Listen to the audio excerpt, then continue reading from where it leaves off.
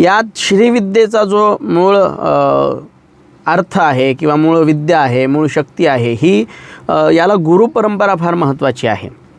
कुठल्याही गोष्टीला परंपरा म्हणजे विज्ञान जरी असेल तरी संशोधन कोणी लावलं इथून जशी सुरुवात केल्या जाते, तसं विद्या कुठून आली, ती परंपरा कुणाची.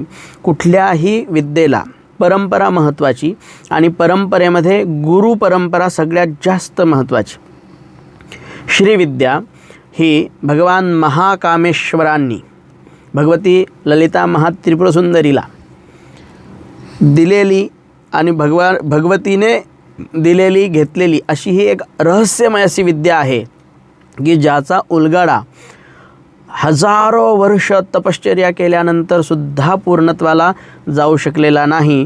परंतु भक्तवत्सल स्वरूपात असलेल्या महाकामेश्वर आणि भगवती ललिता त्रिपुरसुंदरीने पृथ्वी तलावर सर्वसाधारण लोकांना त्याचा लाभ घेता यावा आणि ते करावं यासाठी पाठवली.